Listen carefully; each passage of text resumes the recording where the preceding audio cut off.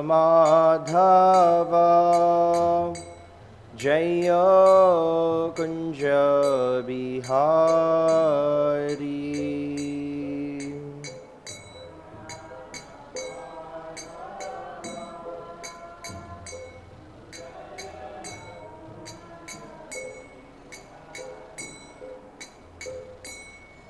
जय गोपी जन वल्लभा जय गिरिवरधारी जय गिरिवरधारी।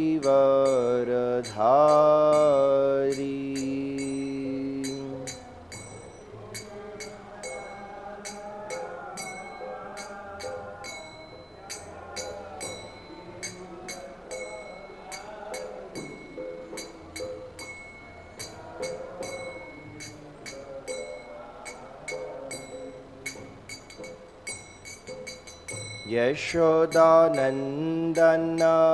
व्रज जनरञ्जन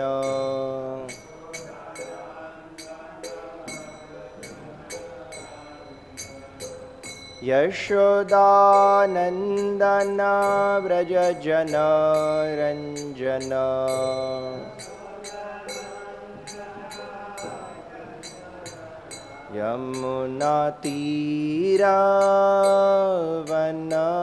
यमुनातीरावनचारी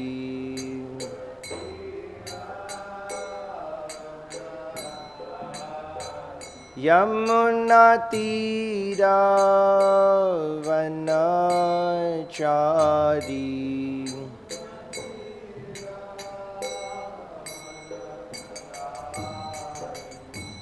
जय राधा माधव जय कुंज बिहारी।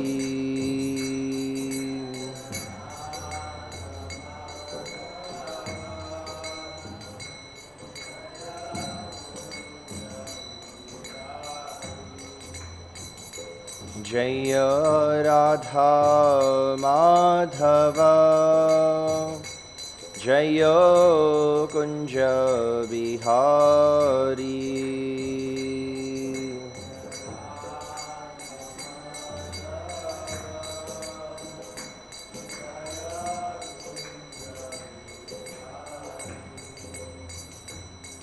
जय राधा माधव राधा माधव राधे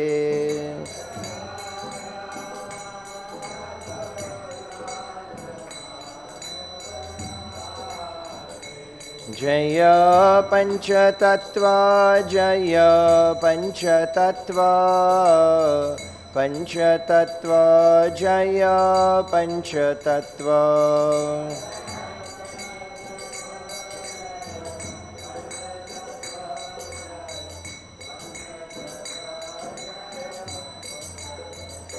जय प्रह्लाद नरसिंह जय प्रह्लाद नरसिंह प्रह्लाद नरसिंह जय प्रह्लाद नरसिंह।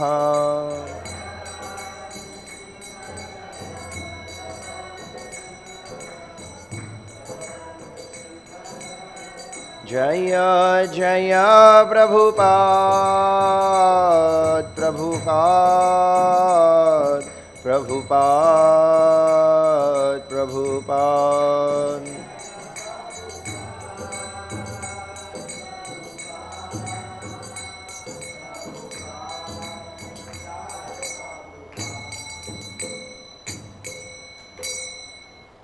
श्री राधा माधव अष्ट सखी वृंद श्रीमन महाप्रभु की जय।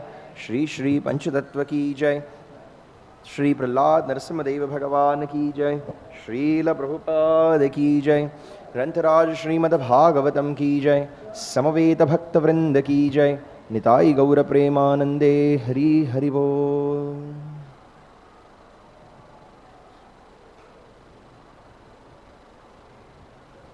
ओम नमो भगवते वासुदेवाय। ओम नमो भगवते वासुदेवाय। Om Namo Bhagavate Vasudevaya.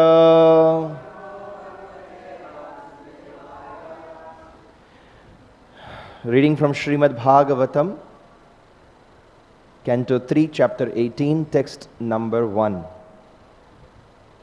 The name of the chapter is The Battle Between Lord Boar and the Demon Hiranyaksha. Maitreya uvāca tad evam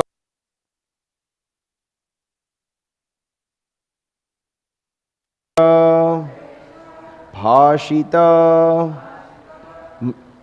mahā-manās tad vigaṇayya durmadaḥ harer viditvā gatim aṅga nāradād rasātalaṁ nirviviśe tvarā-anvitaḥ.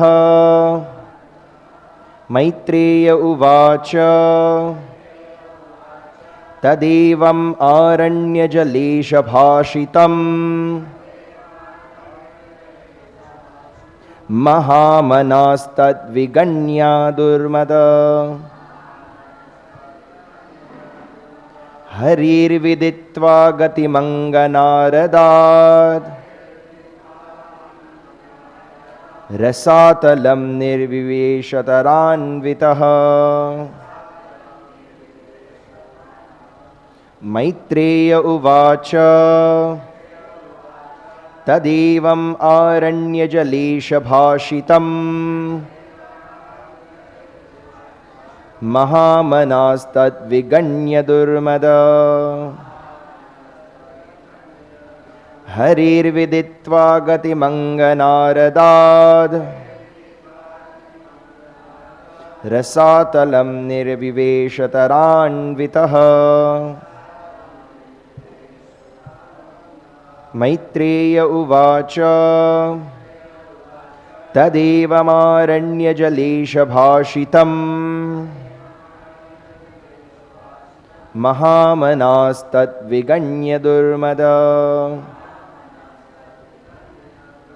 harer viditvā gatim aṅga nāradād rasātalaṁ nirviviśe tvarā-anvitaḥ.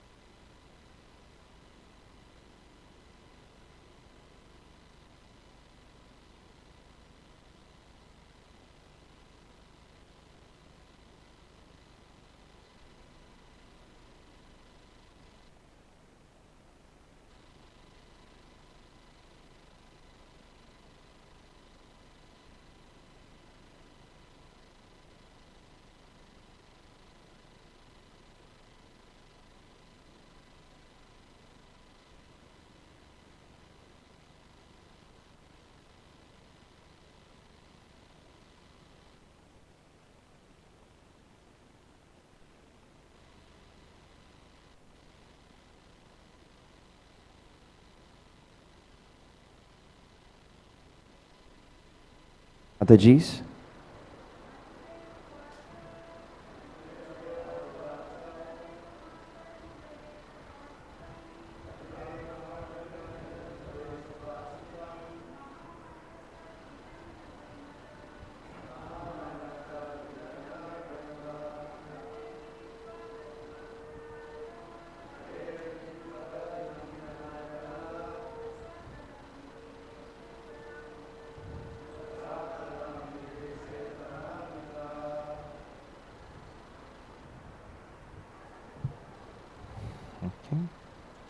Maitreya,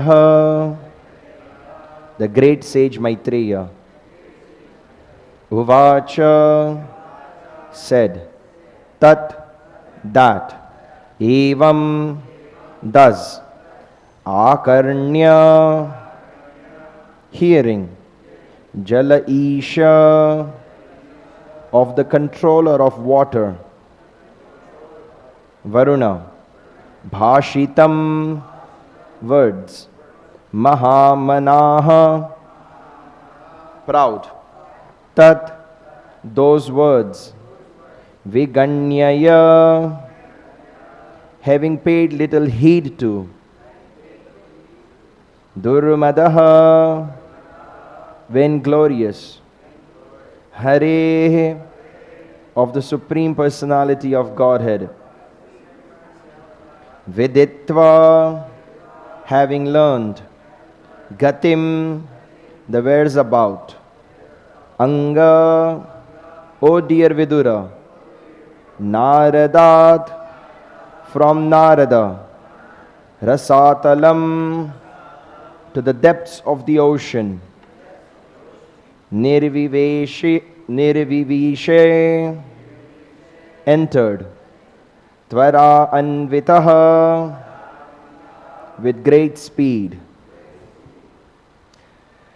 Translation and purport by His Divine Grace Srila Prabhupada. Srila Prabhupada ki jai. Maitreya continued, the proud and falsely glorious Daitya paid little heed to the words of Varuṇa. O dear Varuṇa, he learned from Narada the whereabouts. O dear Vidura, he learned from Narada the whereabouts of the Supreme Personality of Godhead and hurriedly betook himself to the depths of the ocean. Purport. The materialistic warmongers are not even afraid to fight with their mightiest enemy, the Personality of Godhead. The demon was very encouraged to learn from Varuṇa that there was one fighter who could actually combat him. And he was very enthusiastic to search out the Supreme Personality of Godhead just to give him a fight, even though it was predicted by Varuṇa that by fighting with Vishnu, he would become prey for dogs, jackals, and vultures. Since demoniac persons are less intelligent, they dare to fight with Vishnu, who is known as Ajita, or one who has never been conquered.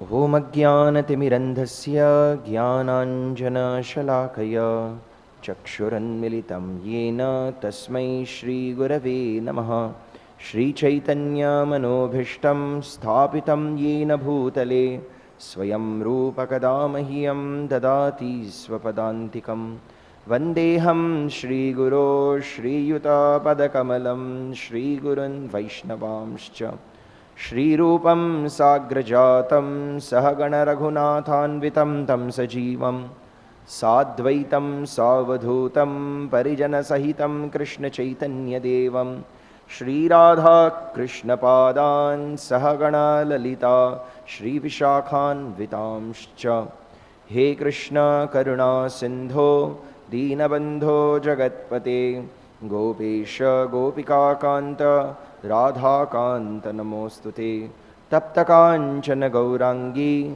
Radhe Vrindavaneshwari Rishabhano Sute Devi Pranamami Hari Priye Vancha Kalpatarubhyascha Kripa Sindhubhya Evacha Paritanam Pavanebhyo Vaishnavebhyo Namo Namaha Jaya Shri Krishna Chaitanya Prabhu Nityananda Shri Advaita Gadadhara Shrivas Adi Gaura Bhakta Vrinda Hare Krishna Krishna Krishna Hare Hare Hare Rama Rama Rama Hare Hare.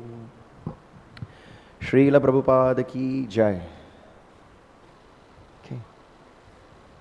So there is a discussion between Maitreya Muni and Sri Vidura.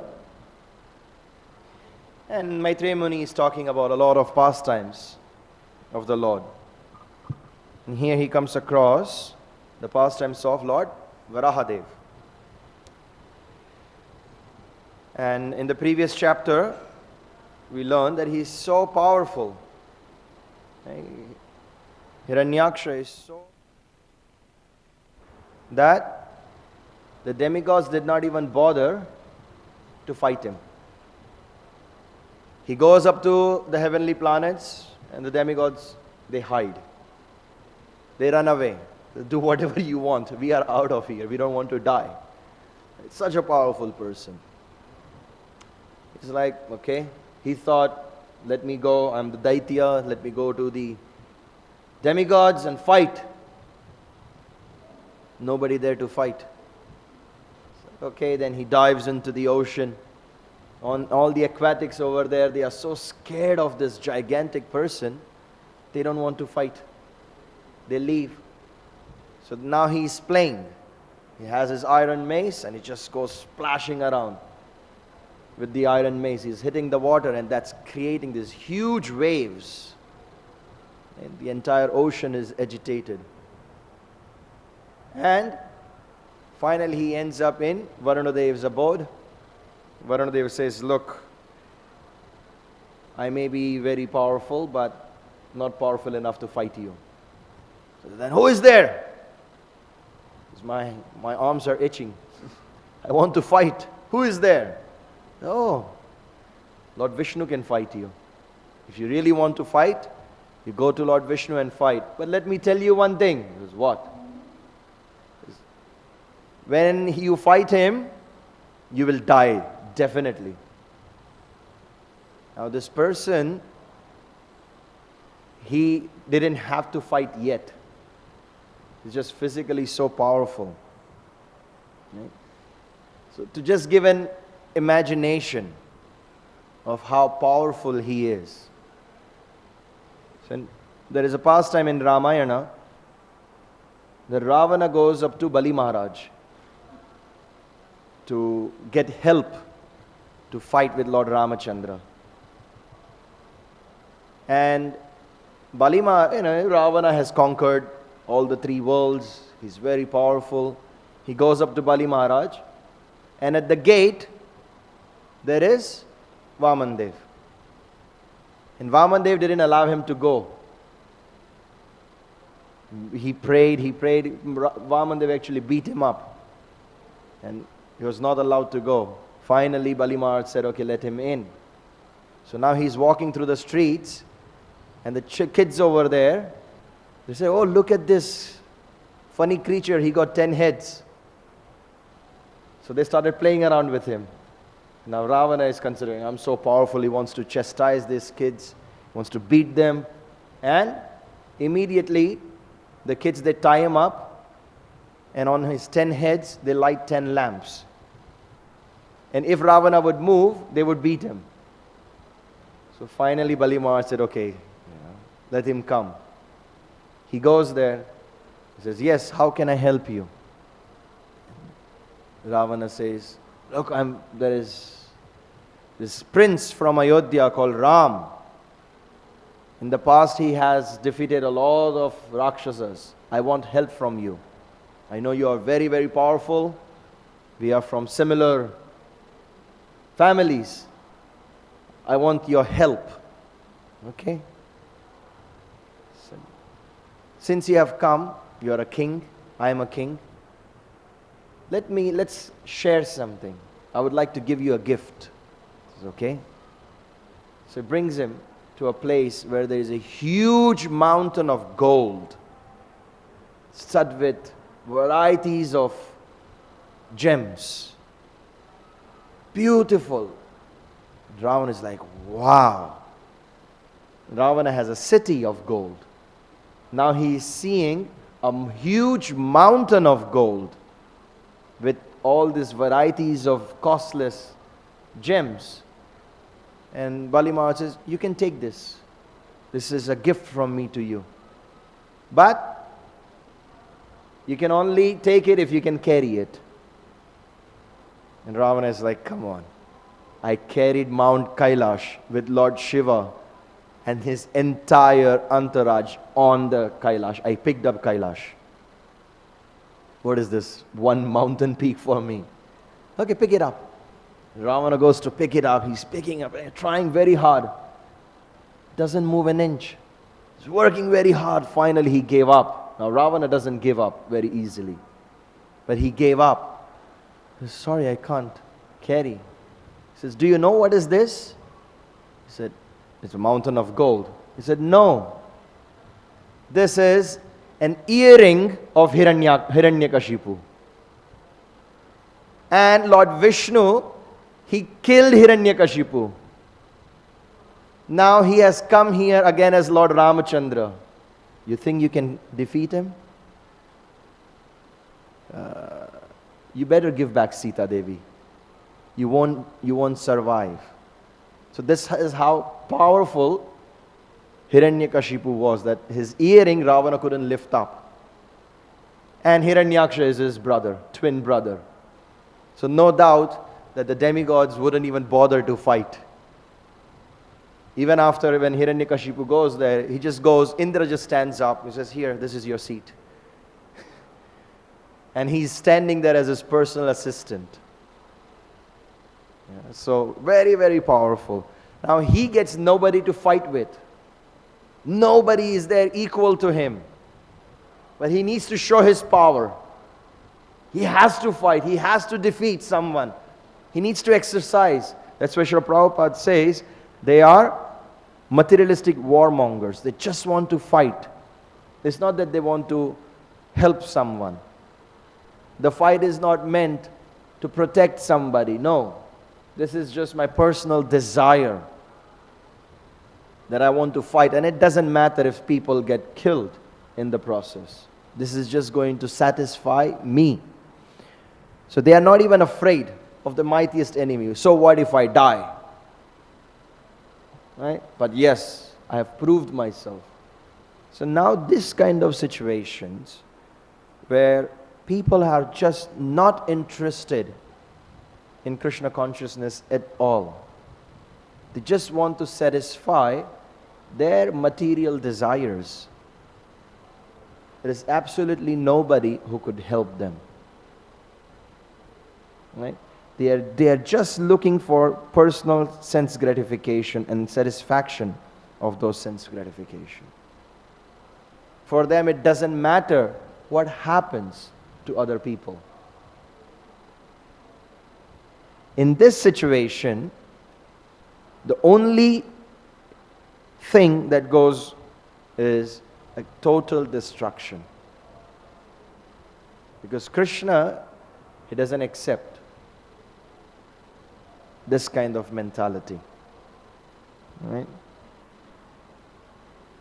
In Bhagavad Gita, the Lord himself claims that he is the best friend of all the living entities. He says, Suhridam sarva bhutanam. I am the friend of all living entities. But before that he says, Bhoktaram yajñatapasam. I am the enjoyer of all the sacrifices. Sarvaloka maheshwaram. I am the controller of all the planets. So that means he is the most powerful person. But the most important aspect is the third part, the third point. How come he is the enjoyer of all sacrifices and the master of all planets? Is because he is Suhridam Sarva Bhutanam. He is the best friend of all living entities. Gyatva mam shantimicchati. When somebody knows him like that, he attains the ultimate satisfaction. There is where he gets the most peace. Right? Srila Prabhupada calls this as the peace formula. Here, Hiranyaksha does not have that. He only has the two aspects in the beginning. He takes the earth, he throws it inside the Garbhodak ocean. Why? It's because all the rishis, all the brahmins, they're performing yagyas. All the yagyas are making the demigods satisfied, making them more powerful. So if there is no yagyas, there is not going to be, demigods are not going to get power. When they are not getting power, I can do whatever I feel like. So throw the entire world, the entire earth like a ball. Bhagavatam says, just like a ball, he throws it inside the ocean, Garbhodaka ocean. And it's there, inside all this mud. Therefore, the Lord took form of Varaha. Because why? Because the boar goes in all the dirty places, digs up the ground, eats the things from there. So even in this situation, Lord takes the form, He takes which is suitable for the situation. Okay. And Varuṇa Dev, he tells, okay, you want to fight? Go fight the Lord. You really want to satisfy your things, your desires? Go to Him. Why? Bhagavatam also says, you may have no desires, or you may have desire, you're full of desires, or you have desires of liberation. One must approach with enthusiasm the Supreme Personality of Godhead. He can satisfy everything. Right? Akama sarva kamova. No desires, all desires or desire of liberation. Approach Krishna with tivrena bhakti yogena, with utmost determination and enthusiasm of performing devotional service unto the Supreme Lord. Varuṇa Dev is one of the senior most demigods. He knows who Krishna is. He says, go, fight him. But let me tell you one thing, you will die. If you go to fight him, you will definitely die. And what does he tells him? He says, you'll become food for dogs, hogs, and vultures. Yeah, dogs, jackals, and vultures. What does that mean? That you will be finished in such an extent that none of your family will be even able to come and give you the final ceremonies. You'll just be thrown so the living entities can just eat you up.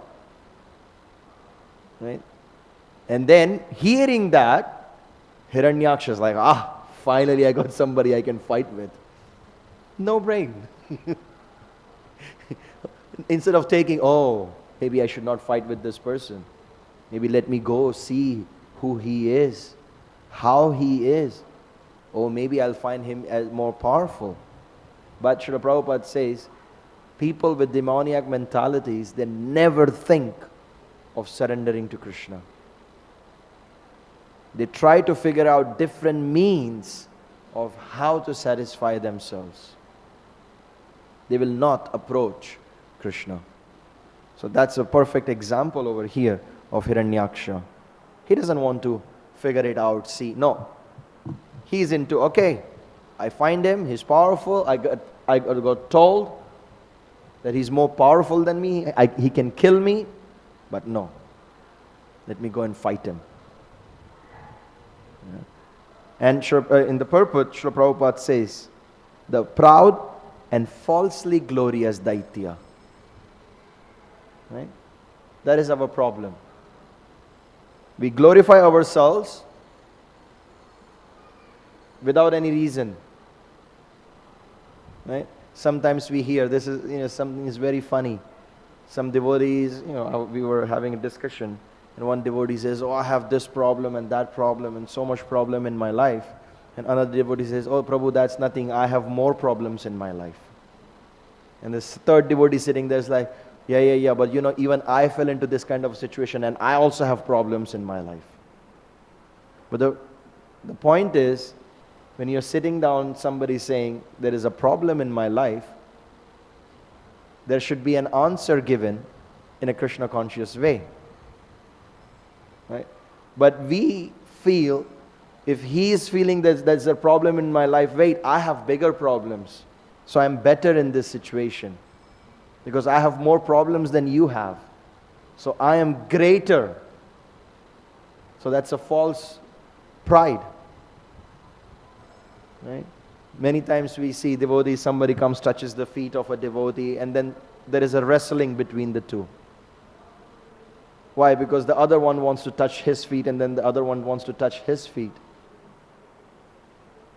Sometimes it's genuine, sometimes it's not. So we have to see what is true. Sometimes devotee says, yes, this is my feet, come and pay obeisances. It was many years ago. when I had newly come to Sridham Mayapur. Another examples of false humility. I asked one brahmachari, Prabhu, please give me your mercy. And he said, you want a common mercy or you want the brahmachari mercy? I was like, it's good to have a brahmachari mercy. I said, Prabhu, give me brahmachari mercy. He said, go outside Panchatattva's temple hall. There is a rug there. Underneath that, there is a lot of dust. It's only from the brahmacharis. Because most of the devotees would come out. They were all living in the housing area. Gaurnagar and all those were not built. So the grihasthas would come on from the Radha Madhava's side, and this side was only meant for brahmacharis. He said, go and collect the dust from there. I was like, that's not what I expected. And did I go and get the dust? No, I didn't. So that was just a false humility. Oh, Prabhu, give me your mercy. I'm such a fallen devotee. Right? So, we have to be, and over the years I figured it out that that was false humility.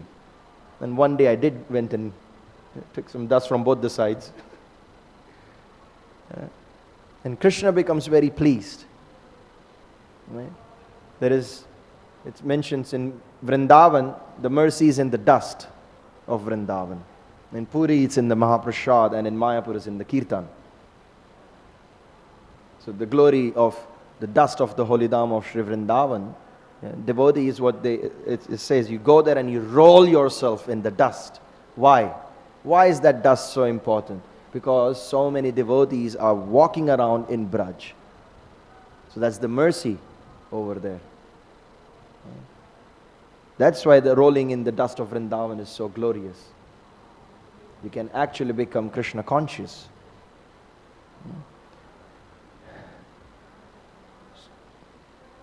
So like that we should be careful of not being falsely glorious, because that brings us in the level of daityas. Introspection is an important thing. Who am I? Where am I? What is my interaction with the Lord? What is the source of my origin?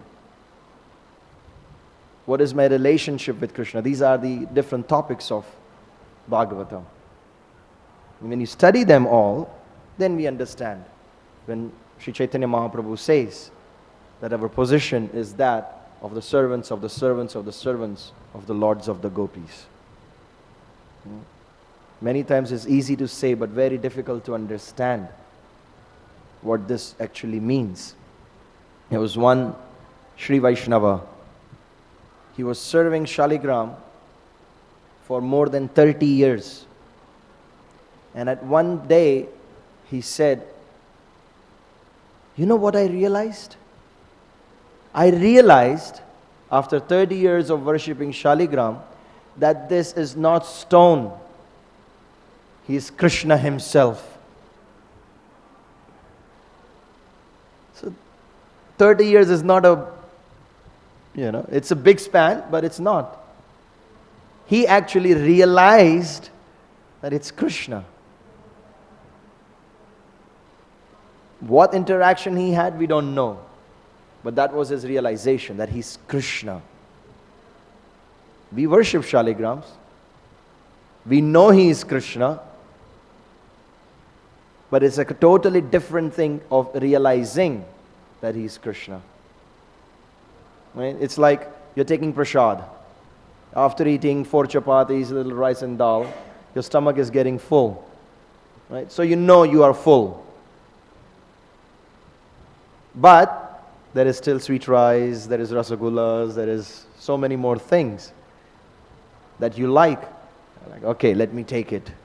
Let me eat more and more and more. And then finally, you can't eat anything anymore. And that's when you realize that you are full. You already know before that you are full. There is a very funny story with Tenali Raman. Tenali Raman is a jester in the king's court. So king invited him for lunch. And he's feeding him, feeding him, feeding him. It's like, my dear Lord, I can't eat anything anymore. Even one grain of rice, I will not be able to handle. That's it. He says, that's it. He says, yes, yes, yes, that's it. Can't eat anything more. Even a drop of water, I won't be able to have. And then king says, okay, bring the sweets. And then they serve the sweets in front, and he starts popping them in. It's like, you just said even a drop of water you can't fit in. He's a jester, right? He's a very, very intelligent person. He says, my dear Lord, you may have a situation that the room is packed. Not even one person can go inside, it's full. And then in that room, if you decide to walk in, there is always space. Right? Everybody will squeeze themselves more in because you are the king. Similarly, the sweets are the king of food. So even though even a drop of water cannot enter, when the sweets come, the food will make space for the sweets to come inside. It's just a funny story. But just trying to explain, we have a knowledge about something. But when that knowledge is put into practical application, and when from putting into practical application, when we understand it even further, that's realization. And realization has no depth. It just keeps on getting deeper and deeper and deeper. Yeah? So Hiranyaksha also, at this point, has the knowledge that he's going to die. But there is no realization. He doesn't understand it. So therefore, he has to get into the situation where he will be slapped by Lord Varahadev and he will die. Right? Because before that, all the weapons have been used. Then there was fist fight, and then finally Varahadev just goes, pew, and that kills him. Right? So that realization has to come. And once that realization is attained, then he will be satisfied. Okay. So we can end here if anybody has any questions or comments. We can take.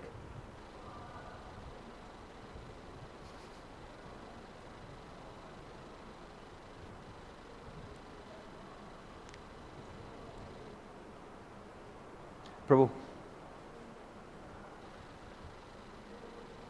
Hare Krishna, Prabhu. Thank you for a wonderful class. How can we realize that Krishna is dancing on our tongue when we chant japa? Mm-hmm. What's the best formula for understanding that? Something beyond my realization at the moment. The best way to chant, many times devotees, they say, I meditate on the Lord's lotus feet, I meditate on the pastimes of the Lord and like that. What we have felt is feeling the taste for the holy name, the desire to chant. And mainly the desire to chant comes by keep on chanting. And when we keep on chanting, this most important is to actually hear what we are chanting. Once we were in Kirtan, and Lokanath Maharaj was singing. And, it was very nice Kirtan happening, and everybody is dancing in ecstasy for an hour. We are singing, we are chanting.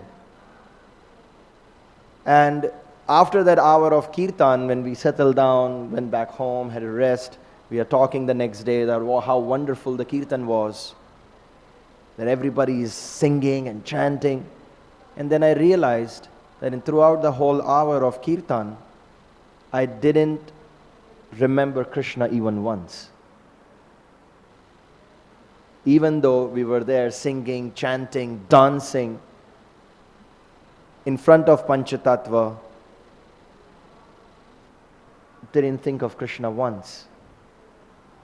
Then, next time when we went for Kirtan, tried to make it as a point that when we are singing or chanting, we try to think Krishna being there present. And trying to think of Krishna, the word Krishna, to be as Krishna. And that gave, over the period of time, the feeling that Krishna is actually there. And that gives more inspiration to be part of a particular situation. At one year, I very clearly remember we were doing Narasimha Chaturdashi, 2007. And before going up on the altar, I prayed to Narasimhadev, my dear Lord, during the entire Abhishek, I don't want to know anything other than you. I want to fully be engrossed in serving you. Because generally, I would also see what's happening outside, if the ingredients are coming from outside on time or no. A lot of focus is inside and outside. But that year, after that prayer, after the Abhishek was over, when we were sitting and talking, and boys were talking about, there was this camera with a big, stand. That camera could, you can operate it from a distance. And it would come down and you can focus it. It had this hand on, and I was like, what are you talking about? Oh, there was this huge camera you didn't see with a big hand coming through, going in. So I actually don't remember seeing it. And I was like, yeah. So what I realized, that my prayers were answered. That year my focus was very much on Narasimhadev. And on serving Narasimhadev, I did not remember when I got the kalasha in my hand and I was pouring it into the conch. But pouring into the conch and Abhishek happening, that I very clearly remember. But anything beyond there, I was not aware of. So it was, and I went to Narasimhadev and I paid obeisance and I said, thank you that you've fulfilled my my prayer, that I could only focus on you. So using the same principle on japa, that when we do our prayers, that Krishna, please dance on my tongue when I'm chanting, and that gives me the depth of realizing the japa, I think the prayers would work very well. Would that be considered okay? I can comment a little bit. Please.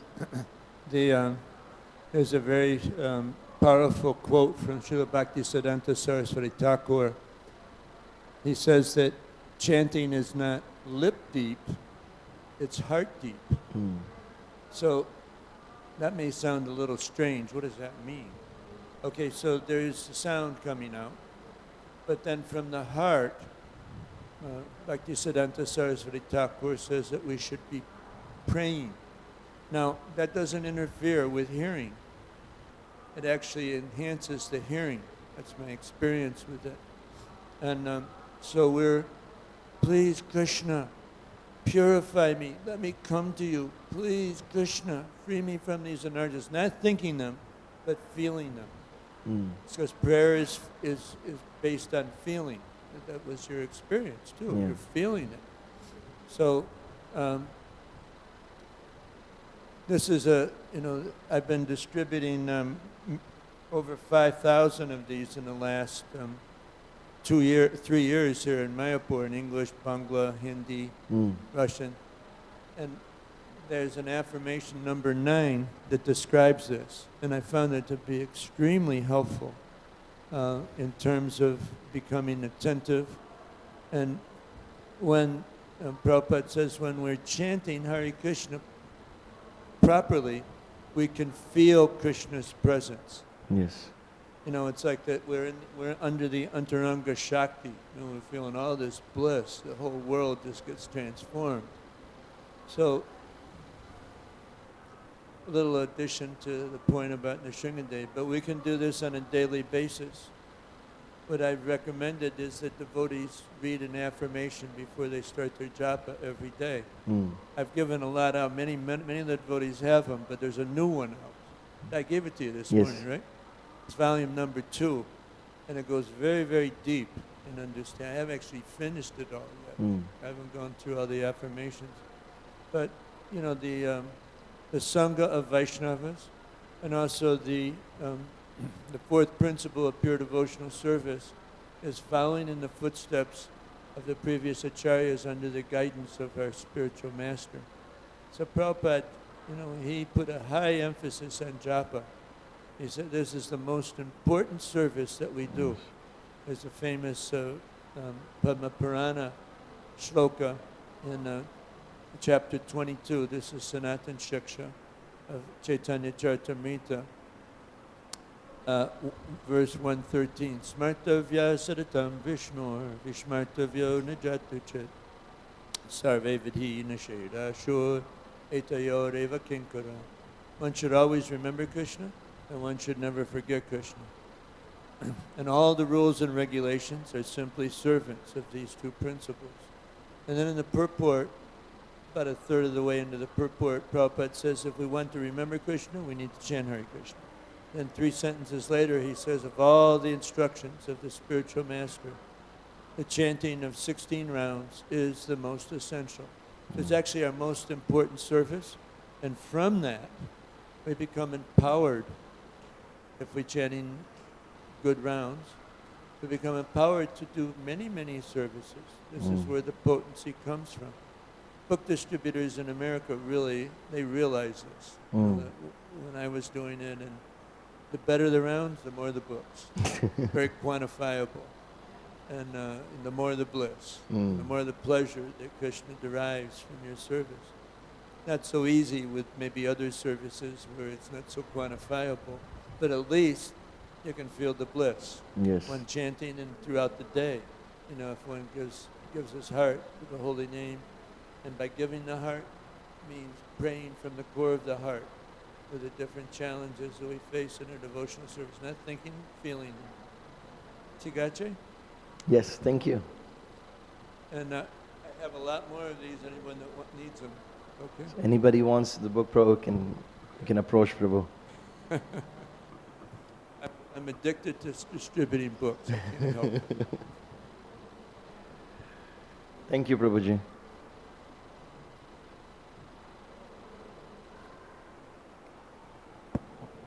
Hare Krishna. Thank you, Prabhuji.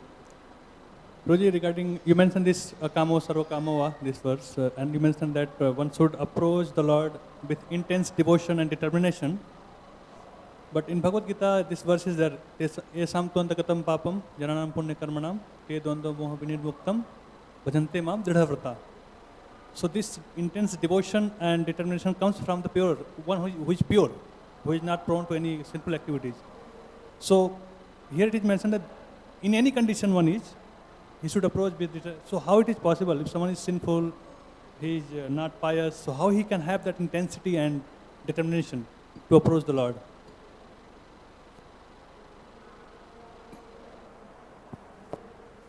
When you have, let's say there is a small child, or maybe let's take when you were a small child, you wanted something from your parents, and the parents would say, no. What does the small child do? I want it. No. I want it, and starts crying and more and more and more. And finally the parents are like, okay, now the child is, the situation is too intense, before something goes wrong, let's give it to him. Right? Is there any purity? It's just the desire that I want. Right? So now, let's say you want liberation. Who can give you liberation? Only Krishna. So, is it easy to get it? No. You have to be very, very determined to get liberation. let's say you have lots of desires and you know that Krishna can give them to you. What do? You intensely pray, okay, I want this. Once that is done, then you pray more and you get that, and you pray more and more and you get something more. So like that, when you want pure devotional service and a total surrender to Krishna, you have already realized the aspect that this material world is of no use. That brings you purity. But even if you don't want liberation, if you want something materialistic, why to go somewhere else when you can go to Krishna? Right? And then you intensely pray to Him. And Krishna many times, knowing that fulfilling that particular desire may not be helpful to you, He purifies your consciousness. Now you are not desirous of that particular thing anymore. Because you have performed intensely chanting, trying to serve Krishna, approaching the Lord, and that feels more sweeter than the materialistic thing that you wanted. So you are purified of that. So both the things are there. If you don't want anything, still you pray to Krishna. You want pure devotional service, with purity you pray to Krishna. So the depth of purity is unlimited. Right? So what you want, you always approach Krishna. Yeah? Okay. Hare Krishna. Anything else? Some comments? Yes, Prabhu. Hare Krishna. Thank you, Prabhu. Prabhu, you mentioned about false humility of the example that you gave of touching devotees' feet. And I've also heard this like fake it till you make it kind of saying. How does that apply? Like how are we meant to fake the humility till we make it, or is there a balance? So fake it till you make it is a very, very easy method, right?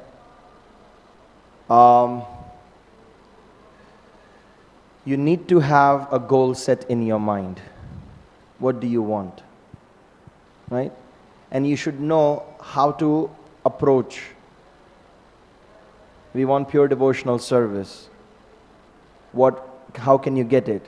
By chanting. Am I interested in chanting? No.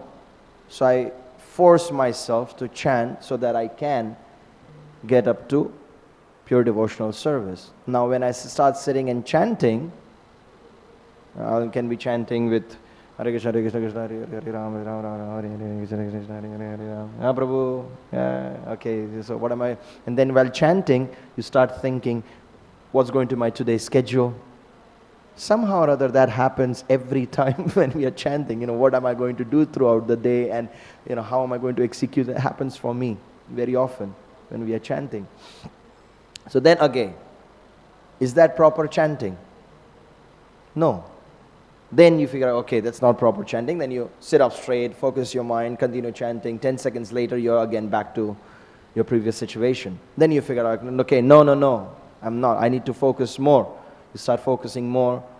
You're able to focus for a minute or two. Your mind goes out again. And then you're wandering off and you finish like 4 or 5 rounds in a matter of 3 minutes. And then you are like, how did that happen? Because the finger just kept on moving without chanting, the mind was somewhere else. Like, okay, no, I need to focus again. So you are trying hard with proper intention. So you may not be doing the thing right, you're probably faking it, but the intentions are right. You're trying hard to do it.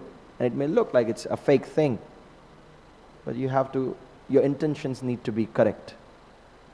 Only then will you be able to make it. If the intentions are not right, you'll just keep on faking it throughout your whole life.